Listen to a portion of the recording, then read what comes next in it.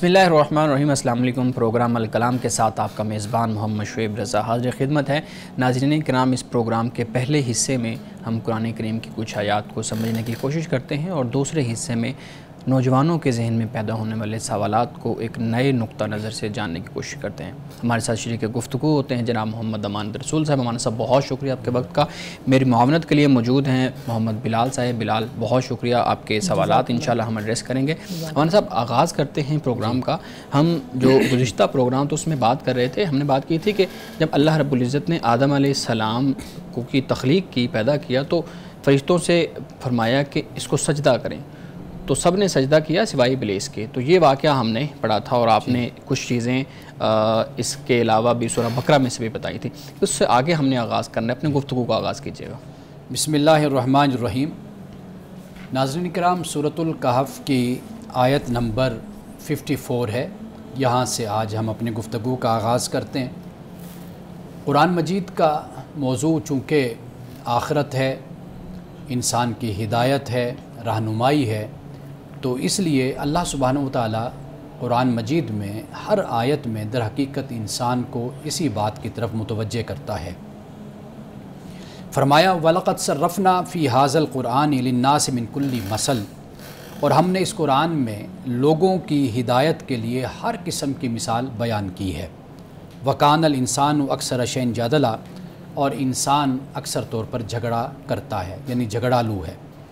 वमा मनअ अन्नासा अन युमिनु is जाअहुमुल हुदा व यस्तग़फ़िरू रब्बहुम इल्ला अन तातियहुम सुन्नतुल अव्वलीना औ यातियहुमुल अज़ाबु क़ुबुला, और लोगों को बाद इसके कि उनको हिदायत पहुँच चुकी है, ईमान लाने से और अपने रब से बख्शिश मांगने से नहीं रोका, मगर उस चीज़ ने कि अगलों का मामला उनके लिए भी ज़ाहिर हो जाए या अज़ाब उनके सामने आ खड़ा हो। यानी अल्लाह सुब्हानहू व तआला ने सबसे पहले तो ये फ़रमाया कि कुरान मजीद में अल्लाह ताला ने बहुत सी मिसालें बयान की हैं और बात को मुख्तलिफ़ अंदाज़ में, मुख्तलिफ़ पैराए में, मुख्तलिफ़ उसलूब में इंसान को मुतवज्जे करने के लिए बयान किया है। जबकि इंसान झगड़ालू है, यानी इससे मुराद ये है कि वो जो मुखातबीन हैं उनका मकसद हिदायत को पाना नहीं है, वो फ़कत क़यामत के हवाले से झगड़ा करते हैं और क़यामत के हवाले से बहस और मुबाहसा करते हैं।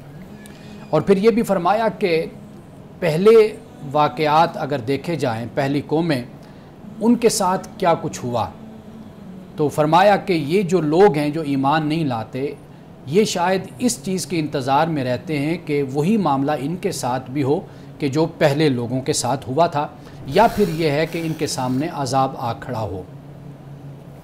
इसके बाद फरमाया कि वमा नुरसिलुल मुरसलीन इल्ला मुबश्शिरीन व मुनज़िरीन, कि हम जो रसूलों को भेजते हैं तो उनके भेजने का मकसद फ़कत बशारत देना होता है या इंज़ार, डराना होता है।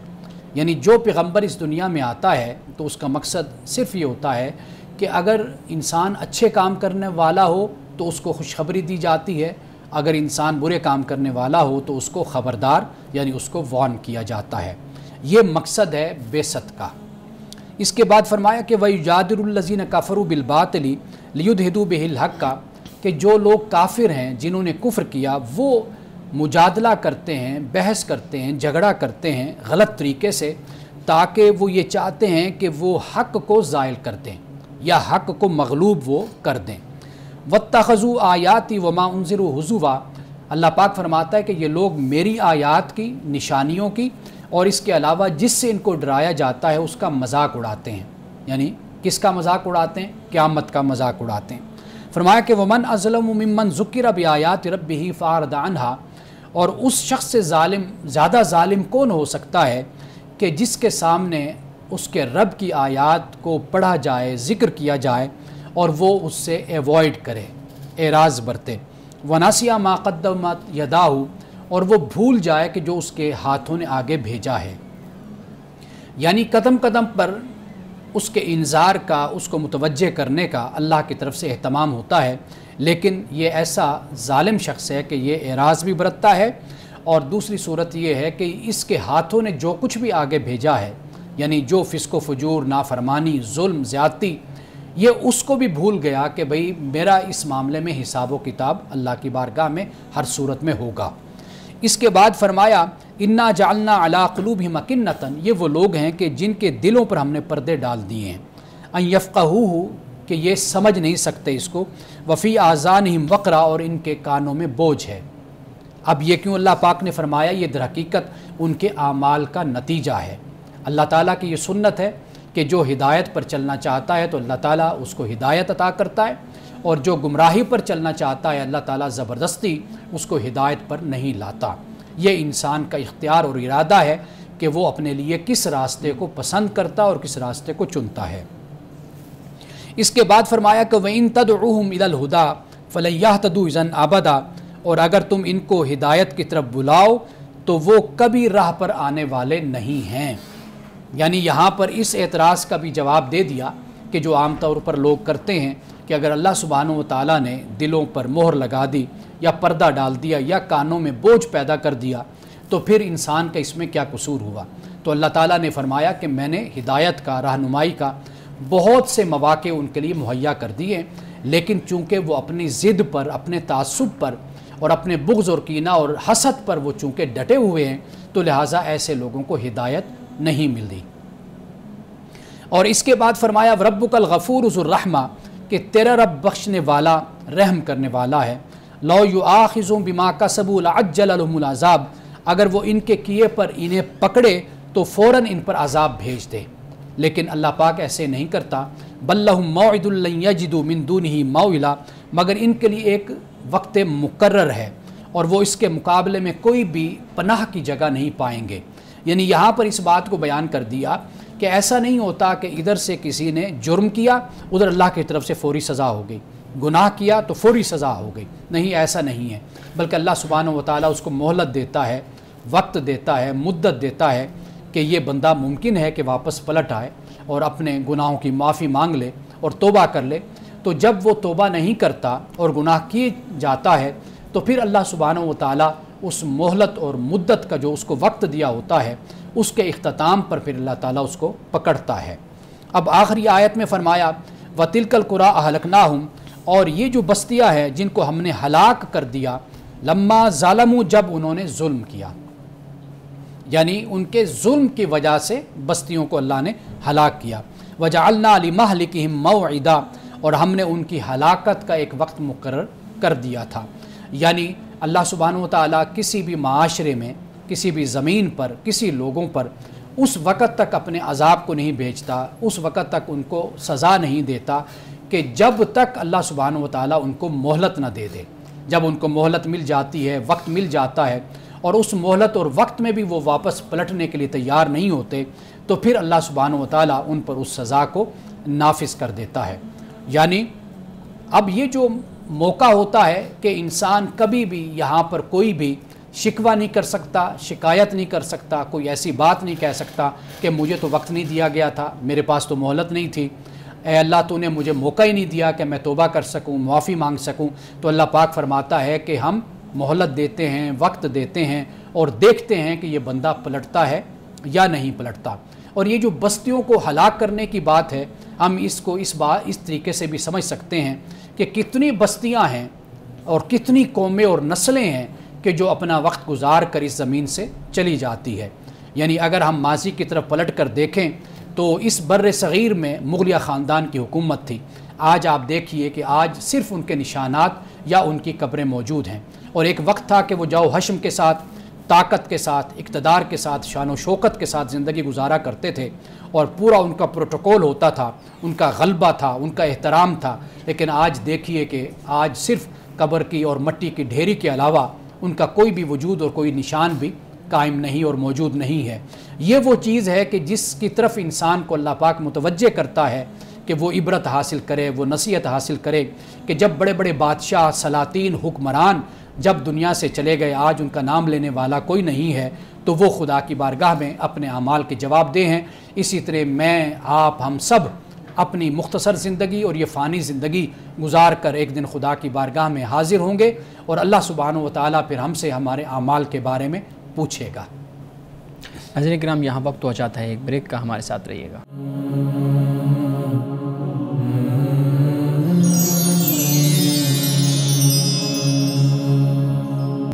ویلکم بیک ناظرین۔ مانا صاحب، جو آیات آپ نے بیان کی ہیں اس میں انسان کی جو ایک فطرت ہے اس کو بیان کیا گیا ہے، اور بڑی ہی خوبصورتی کے ساتھ قرآن اس کو بہت اچھے طریقے سے ایڈریس کرتا ہے۔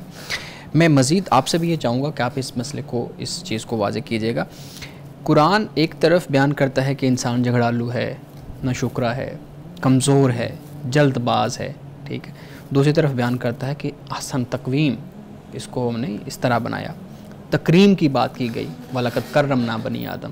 اسی طریقے سے اس کی دونوں خصلتیں جو ہے نا وہ بیان کی گئی ہیں۔ سوال بنیادی طور پہ میرا یہ ہے کہ قرآن انسان کی جو تخلیقی اور موروثی فطرت ہے اس کو کس طریقے سے بیان کرتا ہے؟ دیکھیے، پہلی بات تو یہ ہے کہ متضاد جو رویے ہوتے ہیں نا، یا متضاد داعیات، یہ انسان کی خوبصورتی پر یا انسان کی خوبی پر اس کی دلالت ہوتی ہے۔ یعنی ایک چیز ہے کہ آپ کو اختیار ہی نہیں ہے کچھ کرنے کا، تو یہ تو کوئی بات نہ ہوئی نا۔ یعنی آپ کو نہ اچھائی کرنے کا اختیار، نہ آپ کو برائی کرنے کا اختیار۔ آپ کو سیدھا کہا کہ بھئی آپ نے اس طرح چلتے جانا ہے، بس بات ختم ہو گئی، تو یہ تو کوئی خوبی کی بات نہیں ہے۔ اصل چیز یہ ہے کہ دونوں چیزیں موجود ہوتی ہیں، آپ کو اچھا کرنے کا بھی اختیار ہے اور آپ کو برا کرنے کا بھی اختیار ہے۔ یہ جو متضاد داعیات ہوتے ہیں نا، تو قرآن مجید نے اس کو بیان کیا۔ یعنی فرمایا اِنَّا عَرَضْنَا الْأَمَانَةَ عَلَى السَّمَاوَاتِ وَالْأَرْضِ وَالْجِبَالِ فَأَبَيْنَ أَن يَحْمِلْنَهَا وَأَشْفَقْنَ مِنْهَا وَحَمَلَهَا الْإِنسَانُ إِنَّهُ كَانَ ظَلُومًا جَهُولًا، کہ اللہ سبحانہ و تعالیٰ نے یہ جو ارادہ اور اختیار انسان کو دیا، اور پھر اس ارادہ و اختیار کے بعد اللہ تعالیٰ نے انسان سے ایک عہد لیا۔ یعنی ارادہ بھی ہے اور عہد بھی ہے۔ عہد کس چیز کا؟ کہ وہ اللہ کا بندہ بن کے رہے گا، اللہ کی عبادت کرے گا، اللہ کا فرمانبردار رہے گا۔ اب جب انسان کا ارادہ اختیار ہو، پھر ادھر سے عہد بھی ہے۔ اب اس عہد کے معاملے میں انسان کے اندر اللہ تعالیٰ نے یہ چیز بھی رکھی ہے کہ یعنی وہ عدل کے راستے پر چلے یا ظلم کے راستے پر چلے، اس میں جذبات بھی رکھ دیے، احساسات بھی رکھ دیے۔ اب وہ ان جذبات سے مغلوب ہو کر کوئی کام کر سکتا ہے یا ان جذبات کو کنٹرول کر کے کر سکتا ہے۔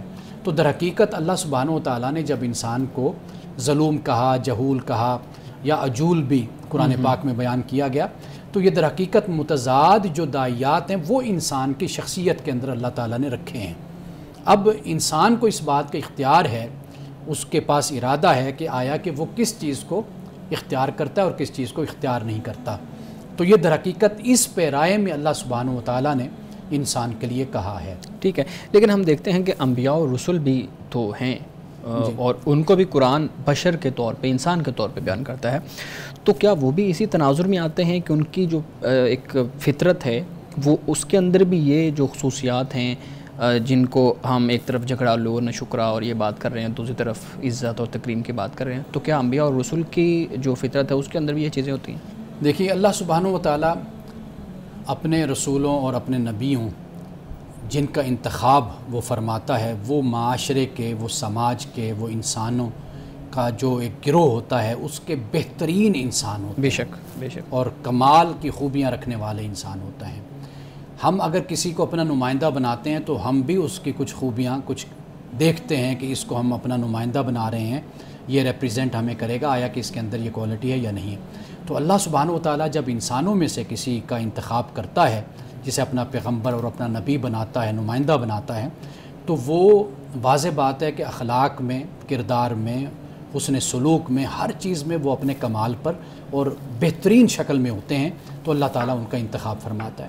جیسے قرآن پاک دیکھیے، وَمَا يَنْطِقُ عَنِ الْهَوَىٰ إِنْ هُوَ إِلَّا وَحْيٌ يُوحَىٰ، قرآن پاک کہتا ہے کہ نبی اکرم صلی اللہ علیہ وسلم خواہش سے نہیں بولتے، یہ جو بیان فرماتے ہیں یہ اللہ کا کلام، اللہ کی وحی ہوتی ہے۔ اور اسی طرح لَقَدْ كَانَ لَكُمْ فِي رَسُولِ اللَّهِ أُسْوَةٌ حَسَنَةٌ فرمایا۔ اور ہم نے ایک پروگرام میں اس حدیث کا بھی حوالہ دیا تھا کہ جب شیطان پر بات ہوئی تو پوچھا گیا، رسول اللہ نے فرمایا کہ ہر شخص کے ساتھ شیطان ہوتا ہے. تو صحابہ نے عرض کیا یا رسول اللہ صلی اللہ علیہ وسلم کیا آپ کے ساتھ بھی ایسا معاملہ ہے؟ تو آپ نے فرمایا کہ ہاں، لیکن میں نے اس کو مسلمان کر لیا، یعنی میں اس پر غالب آ گیا. تو یہ کمال اصل میں ہے، یہ خوبی ہے، اور یہ یعنی وصف ہے جو بالکل جدا وصف ہے جو اللہ تعالیٰ نے اپنے انبیاء اور اپنے رسول کو عطا فرمائی ہے. اچھا، یہ بھی تو ہے نا، جب جھگڑالو، نہ شکرا اور کمزور اور جلد باز کا، تو پوچھنا میں یہ چاہتا ہوں کہ انسان کب جھگڑالو بن جاتا ہے، کب نہ شکرا، یعنی کب اس کی فطرت کے اندر کے ایک رنگ غالب آ جاتا ہے؟ اور کیا ایسا ممکن ہے کہ ایک وقت میں انسان جھگڑالو ہے اور کچھ دیر بعد وہ اس کے اندر کوئی ایک اچھی صفت بھی آ جائے جو اللہ رب العزت نے اس کے اندر رکھی ہوئی ہے؟ میں نے آغاز میں جو آپ نے پہلا سوال کیا اس میں میں نے یہ گزارش کی نا کہ دونوں چیزیں ساتھ ساتھ یعنی متضاد داعیات انسان کے اندر موجود ہیں. اب انسان کا معاملہ یہ ہے کہ وہ اپنا جب تزکیہ نفس کرتا ہے تو وہ اکثر طور پر اپنے ان چیزوں پر غالب آ جاتا ہے. لیکن قرآن پاک نے اس پیرائے میں بات کو بیان کیا کہ یہ دونوں چیزیں انسان کے اندر موجود ہیں. اب دیکھیں نا کہ امانت کو آسمانوں اور زمین پر بھی پیش کیا، پہاڑوں پر پیش کیا، سب نے اٹھانے سے انکار کر دیا، لیکن انسان نے اس کو اٹھا لیا. کیوں اٹھایا انسان نے؟ کیوں؟ اس لیے کہ وہ آگے ظلومن اور جہولا آپ نے فرمایا، قرآن پاک نے یہ فرمایا. اب یہ ظلومن جہولا ہے تو اس نے اٹھا لیا. مطلب یہ ہے کہ اللہ سبحانہ و تعالیٰ نے یہ متضاد رویہ، اچھا رویہ دیکھیے کہ اس نے امانت کو، ذمہ داری کو لے لیا، قبول کر لیا، عہد کر لیا اللہ سے اپنے اس ارادہ اور اختیار کی کوالٹی کی بنیاد پر. لیکن دوسری طرف قرآن پاک ظلومن جہولا بھی اس کو کہہ رہا ہے. وہ اس بنیاد پر ہے کہ یہ بھی اس کے اندر امکان ہے کہ وہ یہ بھی کر سکتا ہے. دیکھیے اگر وہ صرف امانت کو قبول کر لیتا اور ابدیت کے راستے پر بس چلتا رہتا، اللہ کی فرما برداری میں لگا رہتا، پھر تو وہ ملائکہ والی بات ہو جاتی نا، تو اس کا ارادہ ذاتی جو ہے وہ تو پھر معطل ہو جاتا. انسان کو جو ارادہ ذاتی دیا گیا اس میں پھر یہ چیزیں بھی ساتھ شامل ہو جاتی ہیں کہ انسان جب جہول قرآن کہتا ہے تو جہول سے مراد یہ ہے کہ کبھی انسان جذبات سے مغلوب بھی ہو جاتا ہے. صحیح ہے، لیکن ایسا نہیں ہو سکتا کہ انسان کے اندر سے جذبات ختم ہو جائیں، احساسات ختم ہو جائیں، انسان سے غصہ ختم ہو جائے. یہ نہیں، نہ اللہ کا یہ تقاضا ہے انسان سے. اصل چیز کیا ہے؟ وہ یہ ہے کہ جب انسان کبھی مغلوب ہوا تو کبھی انسان کو پتہ ہی نہ چلا کہ میں منہ سے کیا نکال بیٹھا ہوں، کیا بات کہہ بیٹھا ہوں، مجھ سے ہو کیا گیا ہے. بعد میں جب وہ اپنے نارمل حالت میں آتا ہے تو قرآن یہ بیان کرتا ہے کہ پھر وہ اپنے اللہ کی طرف لوٹتا ہے، رجوع کرتا ہے. ثم یتوبون من قریب، تو پھر فوراً ہی اللہ کی بارگاہ میں آتا ہے. تو یہ اصل میں انسان کی خوبی ہے. یہ نہیں ہے کہ انسان بالکل ہی نہ جاہل رہا، نہ ظالم رہا، نہ انسان کوئی اور اس کے اندر ایسی بات رہی. نہیں، وہ تو ہے ہی. لیکن انسان کا کمال یہ ہے کہ اگر وہ اپنا تزکیہ کرتا ہے، خیر کے ساتھ جڑتا ہے، نیکی کی راہ پر چلتا ہے، تو پھر انسان اپنی ان برائیوں کو آپ کہہ لیجئے یا ان بری داعیات کو، شر والے داعیات کو، منفی داعیات کو پھر انسان اپنے کنٹرول میں کر لیتا اور سیدھا راستہ اختیار کر لیتا ہے. انسان کا یعنی شرف ہی یہی ہے، انسان کا کمال ہی یہی ہے کہ وہ پورے راستے سے ہٹے. یعنی دونوں چیزیں موجود تو ہیں اس کے اندر دونوں. اسی پر ہی تو سارا اجر اور ثواب ہے. انسان دنیا میں رہے، اس پہ ہے. وہ کہتے ہیں نا بزرگ کہ دنیا میں رہو لیکن دنیا تم میں نہ رہے.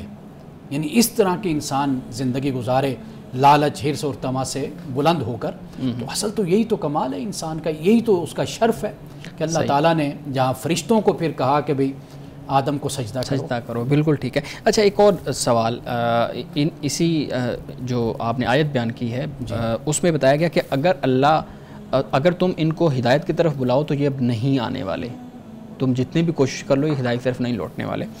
اللہ رب العزت مجرموں کو مہلت دے رہا ہے، اور یہ بھی اس میں بیان کیا گیا ہے، ان کے جرم کو بھی بیان کرتا ہے، ان کو مہلت بھی دیتا ہے. اگر خدا کو یہ معلوم ہے کہ ایک مجرم ہے وہ ہدایت کی طرف نہیں آئے گا، تو پھر اس کو بھاری زمین بنانے کی کیا ضرورت ہے؟ اللہ رب العزت نے ان کو ہلاک کیوں نہیں کیا؟ یعنی جب کوئی جرم ہوا تو ان کو ہلاک کر دیا، لیکن ہم دیکھتے ہیں کہ مہلت پہ مہلت، قرآن بھی اس کو بیان کرتا ہے. دیکھیے یہ بات بالکل عقل کے خلاف ہے کہ مہلت نہ دی جائے. مہلت دینا اس حوالے سے ہے کہ کل قیامت کے دن کس بنیاد پر باز پرس ہوگی. اگر ایک انسان کہے کہ بھئی مجھ سے یہ غلطی ہوئی، اب اس کے بعد اے اللہ مجھے وقت ہی نہیں دیا گیا، مہلت ہی نہیں دی گئی کہ میں معافی مانگ لیتا، میں توبہ کر لیتا، مجھے تو نے سزا دے دی یا معاملہ میرے ساتھ شروع ہو گیا حساب و کتاب کا، تو اللہ سبحانہ و تعالیٰ نے اس دنیا کو جو بنایا، الذی خلق الموت والحیات لیبلوکم ایکم احسن عملا، کہ یہ زندگی اور موت جو ہے یہ تو بنائی ہی آزمائش اور امتحان کے لیے انسان کی. لیکن ایک طرف اللہ رب العزت کہتے ہیں کہ اب فیصلہ ہو چکا ہے، یہ نہیں آئیں گے ہدایت کی طرف، تو اب یہاں پہ تو پھر ان کو مہلت دینے کا کیا فائدہ؟ دیکھیں اصل جو بات ہے وہ ان کا جو کردار ہے، ان کی جو ڈھٹائی ہے، اس کو قرآن پاک نے یہاں پر بیان کیا. یعنی پیغمبر موجود ہے، دن رات وہی اتر رہی ہے، ان کو بتایا جا رہا ہے، سمجھایا جا رہا ہے. ایک دلیل نہیں، 20 دلائل موجود ہیں کہ جس بنیاد پر وہ حق کی طرف آنا چاہیں.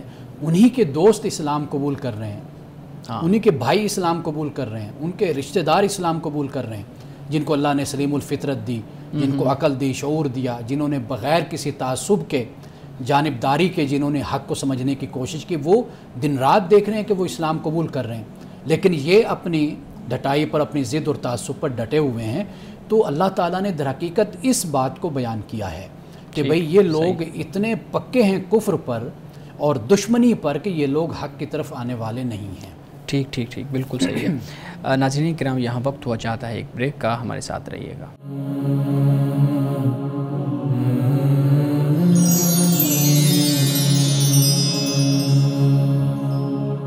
ویلکم بیک ناظرین. بلال صاحب، آپ کے پاس بھی کچھ سوالات ہوں گے تو امانت صاحب کے سامنے رکھیے گا. بہت شکریہ. آج میں وراثت کے حوالے سے چاہتا ہوں کہ کچھ سوالات یہاں پہ ڈسکس کیے جائیں. تو میرا پہلا سوال یہ ہے کہ عام طور پہ ہماری سوسائٹی سے یہ چیز بہت زیادہ یہ رنگ غالب نظر آتا ہے. لوگوں کو دیکھا جاتا ہے کہ وہ اپنی وراثت بچوں میں تقسیم کرنے کی بجائے کسی بہت ہی ریلیجیس پولیٹیکل پارٹی سے متاثر ہو جاتے ہیں، یا کسی خیراتی ادارے سے متاثر ہونے کے بعد اپنی جمع پونجی ساری کسی نہ کسی ادارے کو اپنی زندگی میں ہی ڈونیٹ کر دی ہے کہ میرے مرنے کے بعد یہ جائیداد ساری اس ادارے کو جائے گی یا اس آرگنائزیشن کو ملے گی. سوال یہ پیدا ہوتا ہے، کیا شریعت اس چیز کی اجازت دیتی ہے کہ ایک باپ اپنی اولاد کو محروم رکھنے کے بعد اپنی ساری جائیداد کسی اور کو ڈونیٹ کر دے؟ دیکھیے، سب سے پہلے تو قرآن مجید کا اگر ہم مطالعہ کرتے ہیں انسانی حقوق کے حوالے سے، تو قرآن مجید نے ہمیں ایک ترتیب بتائی ہے. ٹھیک ہے نا جی؟ وراثت کی تقسیم کی ایک ترتیب حقوق کے حوالے سے کہ سب سے پہلے اس کا حق ہے، پھر اس کا حق ہے. جی بالکل، رشتہ داروں کے حوالے سے ساری. جب آپ قرآن مجید کا مطالعہ کریں گے، گہرائی سے کریں گے، آپ پڑھیں گے، تو آپ کو خود ایک ترتیب نظر آئے گی. جی بالکل. دوسرا ہے کہ رسول اللہ صلی اللہ علیہ وسلم کی احادیث کو، خاص طور پر الادب المفرد امام بخاری کی جو کتاب ہے احادیث پر مشتمل، اگر آپ اس کا مطالعہ کریں، پڑھیں، آج کل میں اس کا درس دیتا ہوں، تو معلوم یہ ہوتا ہے کہ رسول اللہ نے بڑی ترتیب کے ساتھ حقوق کو بیان کیا ہے کہ بھئی آپ ان کا خیال رکھیں. یعنی مثال کے طور پر والدین ہیں، ان کا خیال رکھنا ہے، ان کے حقوق ادا کرنے ہیں، ان کے ساتھ حسن سلوک سے پیش آنا ہے. قرآن پاک نے پہلے نمبر پر ہی اسی بات کو وبالوالدین احسانہ کی بات کی ہے. اچھا، پھر اس کے بعد ہم دیکھتے ہیں کہ پھر قرآن مجید اولاد ہے، بیوی ہے، ان کے بارے میں قرآن پاک بیان کرتا ہے، یہ رشتہ داروں میں آ جاتے ہیں. اچھا، پھر اس کے بعد پھر انسان کے بہن بھائی یہ ہو جاتے ہیں، ان کو بیان کر دیا. پھر اس کے بعد یہ ہوتا ہے کہ انسان کی جو دادی کی طرف سے جو رحم کا رشتہ ہے، صلہ رحمی میں بیان ہوتا ہے، وہ ایک پوری ترتیب ہے، اس کو بیان کر دیا. پھر اس کے بعد ہوتا ہے کہ معاشرے کے یتامہ ہیں، مساکین ہیں، پھر ان کا نمبر آ جاتا ہے. پھر قرآن پاک نے وابن السبیل کو بھی بیان کیا، مسافر، کوئی مسافر. یعنی کہ قرآن پاک ہرگز آپ کو اسلام یہ اجازت نہیں دیتا کہ آپ آخری حد تک بھی کسی سے ارریلیونٹ ہو جائیں جی، اور انڈیفرنٹ ہو جائیں، بالکل بے پرواہ ہو جائیں. اس کی ہرگز اجازت نہیں ہے. قرآن کہتا ہے کہ آپ کسی نہ کسی موقع پر اور کسی نہ کسی جگہ پر آپ ذمہ دار ہیں معاشرے کے.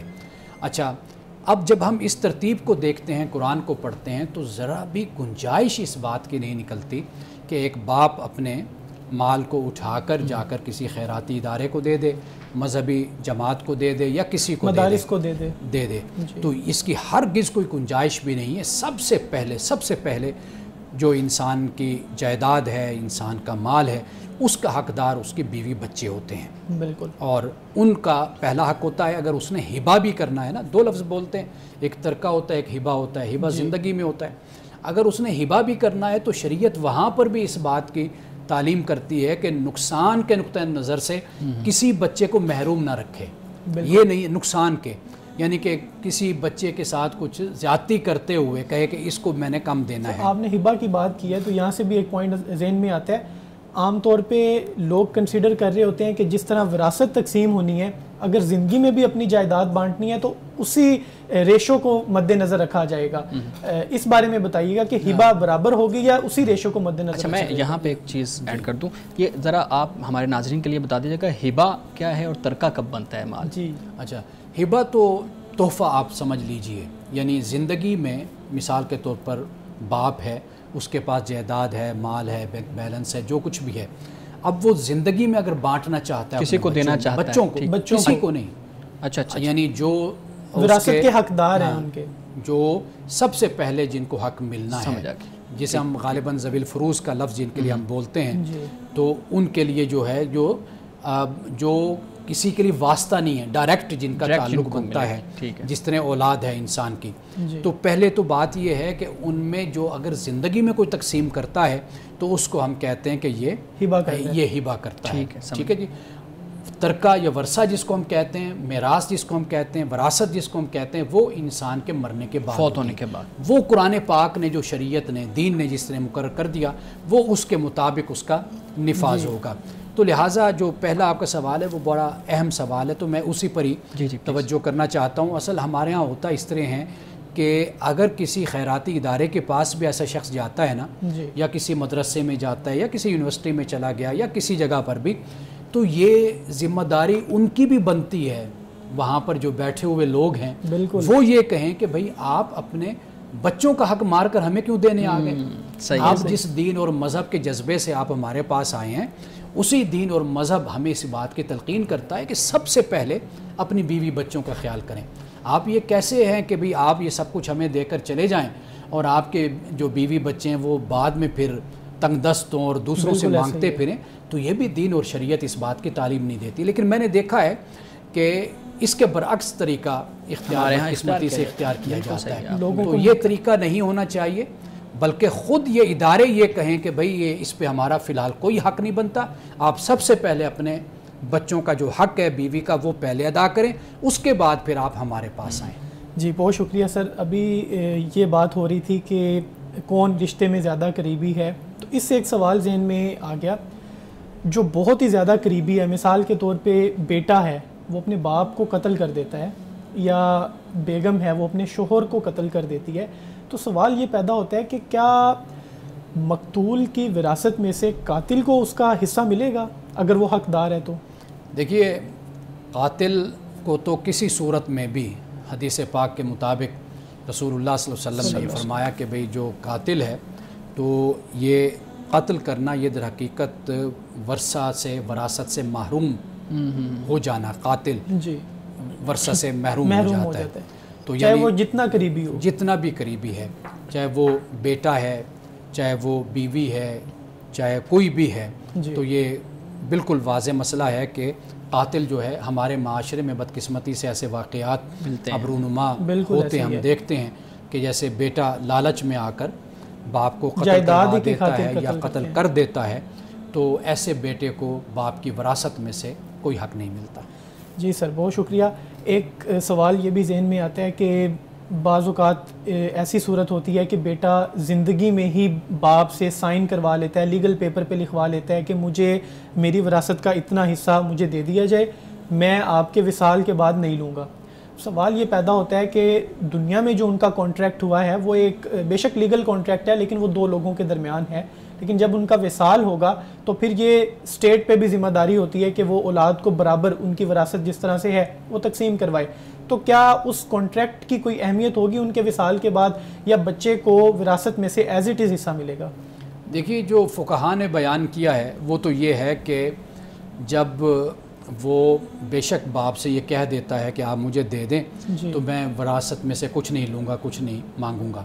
اب ذاتی طور پر اس کی پھر یہ ذمہ داری یہ ہو جاتی ہے کہ بھئی وہ اس کا خیال کرے کہ بھئی وہ جب اس نے ایک عہد کیا، ایک وعدہ کیا، تو پھر اس میں سے یہ فقہاء نے لکھا کہ بے شک وہ ایک علامتی طور پر تھوڑا سا لے لے کہ بھئی میری جو وراثت ہے میں نے اس میں سے تھوڑا سا لے لیا، ٹھیک ہے، لیکن زندگی میں جو وہ اپنے باپ سے لیتا ہے جی اس سے اس کا جو وراثت کا حق ہے وہ ختم نہیں ہوتا، وہ اپنی جگہ پر اس کا باقی قائم ہے. گویا کہ زندگی میں جو کچھ بھی اس کو باپ سے ملا وہ اس کے لیے ہبہ ہو گیا، تحفہ، ٹھیک ہے. بعد میں وراثت میں سے اس کو ضرور وہ لے ویسے ہی سکتا اگر لینا چاہے، لیکن اپنے عہد کا اور اپنے وعدے کا خیال کرتے ہوئے، اس کی پاسداری کرتے ہوئے وہ یہ ضرور کرے، یعنی اس کو اس پر عمل اس طریقے سے کرنا چاہیے کہ وہ علامتی طور پر یہ کہے کہ ٹھیک ہے تھوڑا سا مجھے دے دو، باقی جو ہے میں نے چونکہ زندگی میں بھی لے لیا تھا اپنے باپ سے تو لہٰذا باقی میں نہیں لیتا، یہ آپ لوگ آپس میں تقسیم یا کر وہ یہ لیں. بھی کہہ سکتا ہے کہ میں زندگی میں لے چکا ہوں، میرا کانٹریکٹ تھا، تو اب یہ وراثت جو باقی بہن بھائی ہیں ان میں ہی تقسیم ہو. دیکھیں وہ یہ کر سکتا ہے، لیکن فقہا نے یہ بیان کیا کہ چونکہ وراثت میں ایک لحاظ سے اس کا حق بنتا ہے اور وراثت فرض ہے، لازم ہے، حکم ہے، تو لہٰذا وہ ایک حد تک تھوڑا سا علامتی طور پر کہ وہ لے لے، باقی بے شک پھر وہ بہن بھائیوں کے لیے چھوڑ دے. بالکل ٹھیک ہے. بلال صاحب مزید ہم ایک بریک کے بعد سوالات لیں گے. ناظرین کہ ہمارے ساتھ رہیے گا، ملتے ہیں ایک بریک کے بعد.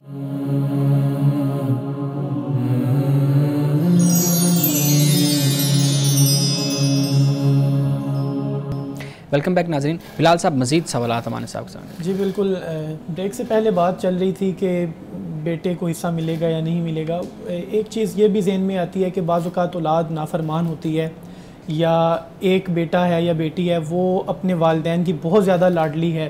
تو یہاں پہ دو سوالات پیدا ہوتے ہیں. نمبر ایک، اگر اولاد نافرمان ہے تو کیا ان کو وراثت میں سے اگر والدین خود کہیں کہ حصہ نہیں دینا تو ان کو حصہ ان کے وصال کے بعد ملے گا یا نہیں ملے گا؟ وہ نافرمان اولاد ہے، ان کی بات نہیں مانتی. نمبر دو یہ، اگر والد صاحب دنیا میں یہ بات کہہ جائیں کہ میرا یہ بیٹا ہے، اس کو میں اپنی ساری جائیداد دیتا ہوں، باقی ساروں کو نہیں ملے گی، باقی سارے کیونکہ نافرمان ہیں، تو کیا اس ایک بیٹے کو ملنی چاہیے یا نہیں ملنی چاہیے؟ دیکھیے اللہ سبحانہ و تعالیٰ کا جو حکم ہے وہ یہ ہے کہ جو انسان مومن دنیا سے جب جاتا ہے، جو مسلمان ہے، واضح بات ہے کہ وہ کلمہ گو ہوگا، مسلمان ہوگا، تو پھر ہی وراثت کے جو احکام ہیں وہ نافذ ہوں گے. بالکل صحیح ہے. تو اگر باپ زندگی میں بے شک آنکھ بھی کر جائے نا، لکھ کر دے جائے کہ بھئی یہ نافرمان ہے اس کو نہیں دینا، جی مرنے کے بعد اس کو ملے گا. اصول کے مطابق، احکام کے مطابق جو قرآن نے بیان کیے اس کے مطابق سب کے سب شریک ہیں. بے شک وہ کوئی نافرمان ہے یا بے شک کوئی فرما بردار ہے، جیسا بھی ہے، لیکن چونکہ وہ بیٹا ہے یا وہ بیٹی ہے تو باپ کے کہنے سے کسی کو بھی محروم نہیں کیا جا سکتا. یعنی وہ جو اللہ کا حکم وہ بلند ہے. وہ جو کہتے ہیں اپنی وراثت سے اس کو آگ کر دیا اور پھر وہ باقاعدہ طور پر لیگل وہ طریقہ کار بھی اپناتے ہیں، تو اس کی کوئی نہیں ہے. جو آگ کرنے والا ہے ممکن ہے اس کو اس کا گناہ ہو. بیٹا نافرمان ہے یا بات نہیں مانتا، اس کو تو اس کے اس عمل کی سزا یا اس کا جو بھی معاملہ ہو جواب دینا پڑے گا کے ساتھ ہے. جی لیکن جو آگ کرنے والا ہے نا، اس نے بھی گویا کہ اللہ کے حکم کی نافرمانی کی ہے. جب اللہ نے قرآن پاک میں بیان کر دیا، جیسے سورۃ النساء کا دوسرا رکوع ہے وہاں پر بیان ہو گیا، سورۃ المائدہ کے آخر میں جا کر بیان کر دیا، سورۃ النساء کے آخر میں جا کر بیان کر دیا. تو جب یہ سب کچھ بیان ہو گیا تو یہ ایک مسلمان کو، ایک مومن کو، باپ کو، ماں کو پتہ ہے کہ اللہ نے یہ حکم دیا ہے. تو وہ بچہ کہ جب خدا اپنے نافرمان کو اپنی نعمت سے یا اپنی رحمت سے یا دنیا میں اللہ تعالیٰ اس کو محروم نہیں کرتا، تو پھر یہ والدین کی کیا حیثیت رہتی ہے کہ وہ اپنی جائیداد سے یا اپنے مال سے اپنے مرنے کے بعد یہ کہیں کہ ہم جب مر جائیں تو فلاں بیٹے کو نہیں دیا جائے گا، فلاں بیٹی کو نہیں دیا جائے گا. تو اس کا کوئی حق بھی ماں باپ کو حاصل نہیں. اور اگر کوئی باپ دنیا میں کسی ایک بیٹے کے نام لگوا جائے سارا کچھ، تو ممکن ہے کہ وہ باپ خود گناہ گار ہوگا. ایسے دیکھیے بات اصل یہ ہے کہ نصیحت اور تاکید اور حکم اسی بات کا ہے کہ رسول اللہ صلی اللہ علیہ وسلم کے پاس جب بھی کوئی صحابی آیا اور ذکر کیا کہ میں فلاں بیٹے کو یہ چیز دے رہا ہوں یا میں فلاں کو دے دینا چاہتا ہوں، تو رسول اللہ صلی اللہ علیہ وسلم نے سختی سے منع فرمایا. بلکہ ایک حدیث میں تو یہ آتا ہے کہ بھئی اس زیادتی میں، ظلم میں تو مجھے گواہ نہ بنا، یہاں تک یہ فرمایا آپ نے. یعنی اس بات کی تعلیم دی ہے کہ زندگی میں بھی اگر تقسیم کرنا ہے تو پھر برابر تقسیم کرو. ہاں یہ ایک علیحدہ بات ہوتی ہے کہ کوئی بچہ معذور ہے، کوئی بچہ کسی وجہ سے اس کی زیادہ مدد کی، ہیلپ کی ضرورت ہوتی ہے، وہ ایک علیحدہ پہلو ہوتا ہے. ایک ہوتا ہے کہ کسی کو نقصان پہنچانے کے لیے کسی کو زیادہ دے دینا، صحیح ہے، کسی کو کم دے دینا، یہ اس کی اجازت نہیں ہے. ہاں اگر کسی کو ہمدردی میں، خیر خواہی میں ویل وشنگ میں انسان کچھ زیادہ کر دیتا ہے تو اس کا اختیار بہرحال پھر والد کو ہوتا ہے۔ ایک چیز میں بھی آپ سے پوچھنا چاہوں گا، ہمارے یہاں ایک سوشل پریشر کی وجہ سے بھی ڈیسیجن لیے جاتے ہیں اور بہت زیادہ اس کو ڈسکس بھی کیا جاتا ہے کہ بہنیں ٹھیک ہے اپنی وراثت چھوڑ دیتی ہیں، یا مائیں اپنے بچوں کے لیے کہتے ہیں کہ چلے میرے جو ہسبینڈ کی جو جائیداد مجھے آتی تھی وہ میں نے اپنے بچوں کے لیے چھوڑ دی ہے۔ تو اس چیز کو بھی ضرور آپ ایڈریس کیجیے گا کہ ہمارے ہاں ایک سوشل پریشر کی بنیاد کے اوپر اس چیز کو لیا جاتا ہے اور کہا یہ جاتا ہے کہ نہیں جب انہوں نے چھوڑ دیا بہنوں نے تو اب بھائیوں کے حق میں وہ بہت بہتر ہو گیا، لیکن جب ہم دیکھتے ہیں تو وہ ایک سوشل پریشر ہوتا ہے کہ بھائیوں کے گھر انہوں نے جانا ہے اپنی شادی کے بعد، انہوں نے اپنے تعلق رکھنے ہیں، تو وہ اسی چیز کو سامنے رکھ کے کہتے ہیں نہیں اس وراثت یا اس جائیداد کے ساتھ چونکہ میرے بھائی کا کاروبار جڑا ہوا ہے تو میں اپنے بھائی کا کاروبار نہیں خراب کرنا چاہتی کہ لوگ مجھے کیا کہیں گے کہ تم نے بھائی کا جو دکان تھی والد صاحب کی وہی چھین لیا، ان کا بچوں کا رزق چھین لیا۔ تو یہ سوشل پریشر ہے، اس پہ بھی توجہ کیجیے۔ دیکھیے پہلی بات تو یہ کہ جیسے آپ نے سوشل پریشر کا لفظ بولا ہے تو اس کا تعلق تو پھر ہمارے رویوں کے ساتھ ہو جاتا ہے، معاشرت کے ساتھ، ہمارے معاشرت ہمارے کلچر کے ساتھ اس کا تعلق ہو جاتا ہے، تو اس کا تعلق تو دین کے ساتھ نہیں ہے۔ لیکن کسی طرح کا بھی پریشر، مثال کے طور پر حق مہر کا معاملہ ہے تو قرآن پاک نے وَآتُوا النِّسَاءَ صَدُقَاتِهِنَّ نِحْلَةً، قرآن پاک نے واضح طور پر اس بات کو بیان کیا کہ عورتوں کا جو حق ہے چاہے وہ سونے کا ڈھیر بھی ہو تو وہ بھی تم نے عورتوں کو ہر صورت میں دینا ہے۔ تو قرآن پاک تو یہ بیان کرتا ہے۔ تو کسی طرح کا سوشل پریشر ہو یا بھائی بن کر یہ کہیں کہ بھئی تمہاری شادی کر دی، تمہیں جہیز دے دیا تھا، یہ دے دیا تھا، کچھ بھی ہو جائے، لیکن جو وراثت ہے وہ وراثت ہے۔ جو اس حق کو مارے گا کل قیامت کے دن اس کو خدا کی بارگاہ میں جواب دینا۔ بعض اوقات ایسا بھی ہوتا ہے کہ بہت اچھا ٹائم ہوتا ہے لڑکیوں پہ، ان کو ویل سیٹلڈ ہوتی ہیں، خوشی میں آ کے کہہ دیتی ہیں کہ میں نے اپنی ساری جائیداد اپنے بھائیوں کے نام کر دی، لیکن بعد میں ایک ایسا وقت آتا ہے کہ ان کو ضرورت محسوس ہوتی ہے، ان کو لگتا ہے کہ ہمیں ہمارا حق ملنا چاہیے۔ یہ بھی ایک سوال بنتا ہے کیا وہ اس ٹائم پھر ڈیمانڈ کر سکتی ہیں دوبارہ ہبہ کرنے کے بعد؟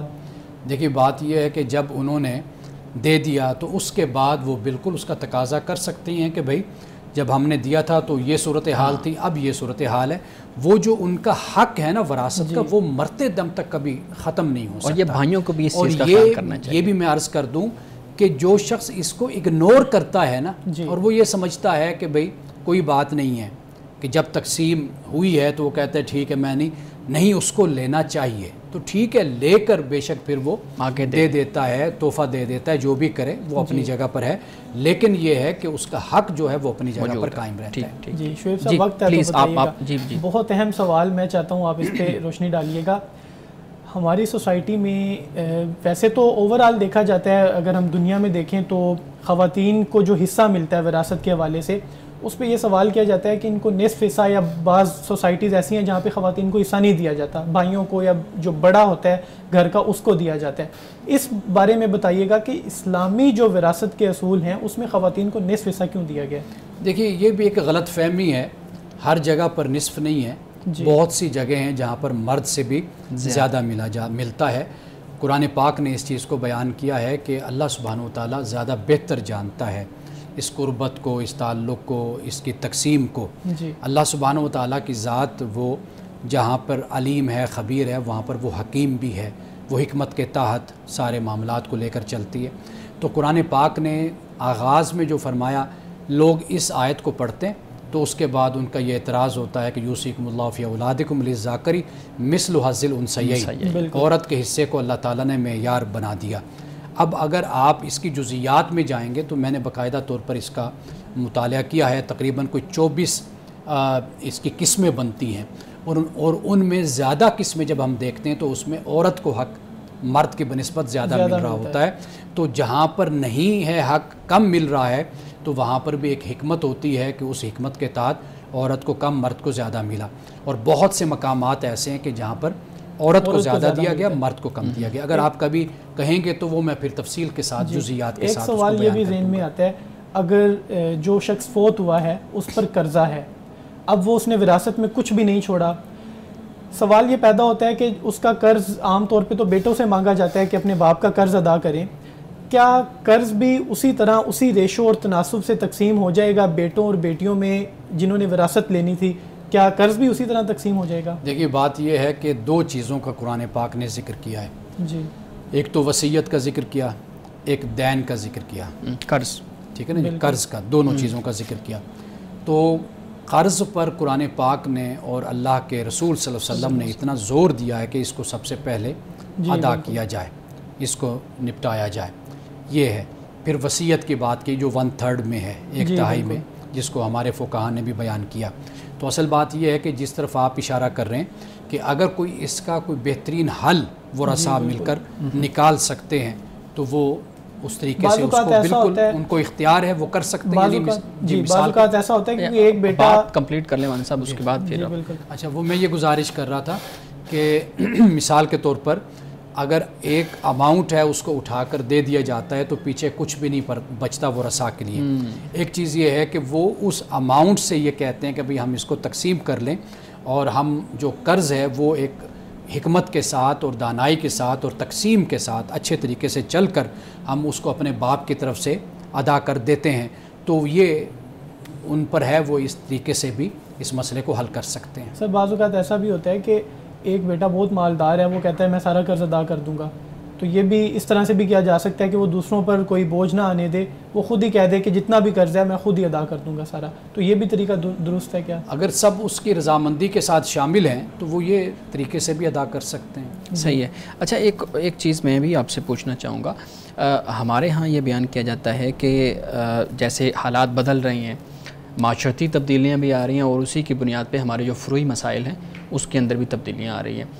جیسے ہم کہہ رہے ہیں کہ کام کاج کی جو تقسیم ہے مرد اور عورت کی، اس کے اندر زمانے کے بدلنے کے ساتھ تبدیلی آ سکتی ہے، اور آج کل ہم دیکھتے ہیں کہ پیٹرن جو چینج ہے، پہلے مرد جو جہاں صرف کمانے جاتا تھا اب عورت بھی کمانے جاتی ہے، تو وہ پیٹرن چینج ہو گیا۔ اسی کی بنیاد کے اوپر جیسے جیسے معاشرت تبدیل ہو رہا ہے، پوچھنا میں نے یہ ہے کہ کیا وراثت کے جو قوانین ہیں، جو حصے ہیں، وہ بھی اگر معاشرہ ایسا بن جاتا ہے کہ جس میں بہت زیادہ خواتین اکنامک سسٹم میں آ جاتی ہیں، ان کے پاس پیسہ ہے، یہ چیزیں ہیں، وہ سٹرونگ ہو جاتی ہیں، گھر کی سربراہ بن جاتی ہیں، تو اس صورت میں وراثت کے قوانین بھی تبدیل ہو جائیں گے؟ دیکھیے یہ محکمات میں ان کا شمار ہوتا ہے، یہ متشابہات نہیں ہیں، یعنی متشابہات تو خیر ایک علیحدہ موضوع بن جاتا ہے، یہ محکمات ہیں، تو محکمات میں کسی طرح کی بھی کوئی تبدیلی نہیں ہو سکتی۔ صحیح۔ اور جیسا کہ میں نے آپ کو بتایا کہ کہیں پر عورت کو اگر کم دیا گیا تو کہیں پر عورت کو زیادہ بھی دیا گیا، وہ بھی ہمارے سامنے موجود ہے۔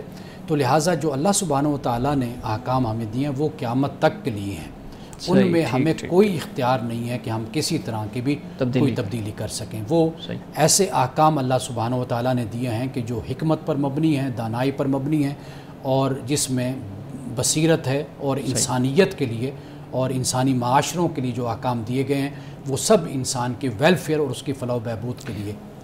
بالکل بہت خوبصورت۔ اچھا مولانا صاحب ابھی وقت ہوا جاتا ہے حدیث کا، آپ حدیث بیان کیجیے گا۔ یہ حدیث ہے نرم مزاجی کے حوالے سے، حضرت عبداللہ بن مغفل رضی اللہ تعالیٰ عنہ سے یہ روایت ہے کہ رسول اللہ صلی اللہ علیہ وسلم نے فرمایا کہ ان اللہ رفیق یحب الرفق، کہ بے شک اللہ تعالیٰ نرمی فرمانے والا ہے اور اللہ نرمی کو پسند کرتا ہے۔